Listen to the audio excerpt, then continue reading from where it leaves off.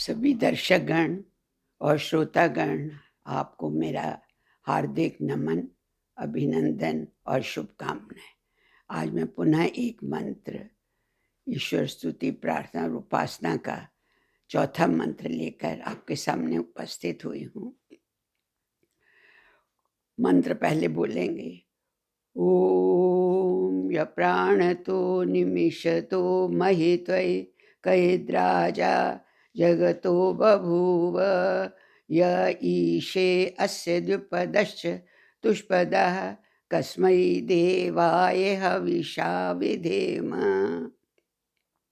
ये मंत्र ऋग्वेद, यजुर्वेद और अथर्ववेद सभी में आया हुआ है और बहुत ही महत्वपूर्ण मंत्र है, जिसमें ये बताया गया है कि वो प्रकाशमान प्रभु सारे संसार का एकमात्र राजा है जो सबका पालन पोषण कर रहा है।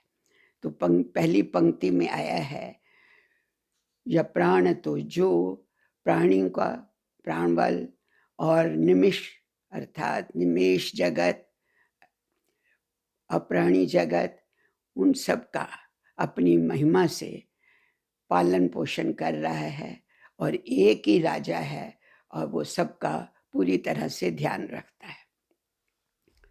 दूसरी पंक्ति में है, यह ईशे, वे सबकी रक्षा करता है। किस किस की?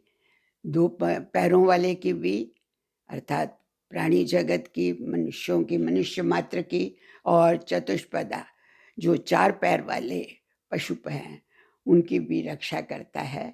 उसकी उस सुख स्वरूप प्रकाशमान परमपिता परमात्मा की हम देवाय सकल ऐश्वर्यों वाले ईश्वर की हम सदा प्रेम पूर्वक भक्ति से उपासना और प्रार्थना करते रहें। तो इस प्रकार से इन शब्दों से ही इसके अर्थ स्पष्ट हो जाता है, लेकिन हम थोड़ी सी इसकी विवेचना करते हैं कि इसमें बताया गया है कि इस संसार में दो प्रकार के प्राणी हैं। एक तो मनुष्य मात्र और दूसरे निमिष, अर्थात जैसे आँख को ऊपर झपकते हैं उतनी देर में कई जीव ऐसे ही उत्पन्न होते हैं और वो मर भी जाते हैं। तो इस प्रकार से ये कहा है कि लाखों करोड़ों योनियां ऐसी हैं जो कि जन्म लेती हैं और मृत्यु को प्राप्त होती हैं। उसकी गणना जैनियों ने बहुत ज़्यादा की है, 84 लाख से भी ज़्यादा कहा है, लेकिन इससे भी ज़्यादा है। एक अमेरिकन दंपति ने 20 जिल्दों में इन्हीं की योनियों का वर्णन किया, लेकिन उनका कहना था कि इसके अलावा भी बहुत योनियां हैं। और देखिए कि वो परमपिता परमात्मा इन सब का पूरा ध्यान रखता है। इनकी बनावट किसी की भी फर्क नहीं। अगर किसी के चिड़िया आदि के 2 पैर हैं तो 2 ही होंगे, और अंगूठा भी वैसा ही होगा, उंगलियां भी वैसे होंगी, मनुष्य मात्र की भी ऐसे ही होंगी।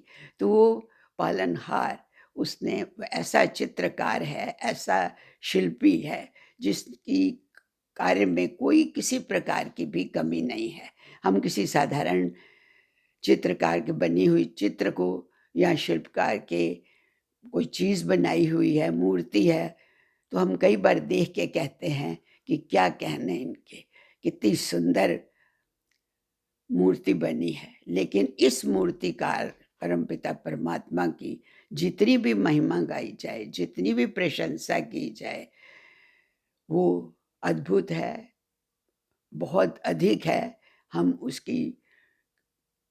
उसका पार भी नहीं पा सकते हैं। उस परमपिता परमात्मा ने हर एक प्राणी को जन्म भी दिया है, पालन पोषण भी कर रहा है, उसकी रक्षा भी करता है।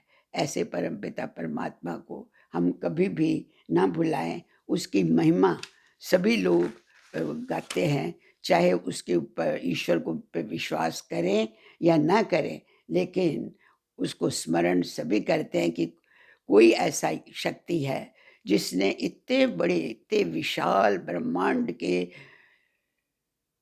सूर्य, चंद्र, देव वो लोगों को भी बनाया है और प्राणी मात्र, निमेष मात्र सबके निर्माण किया है, उनकी रचना की है, उनका पालन पोषण किया है। तो उस वो प्रकृति के एक-एक कण में आनंद स्वरूप विराजमान है। उसके आनंद को हम तभी प्राप्त कर सकते हैं जब हम उसकी प्रार्थना, उपासना उसकी मन से, अपने सच्चे दिल से करें और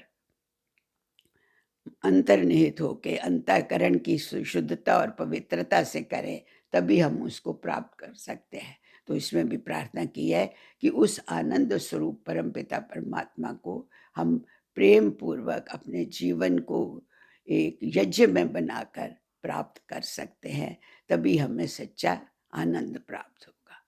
ओम शांति शांति शांति।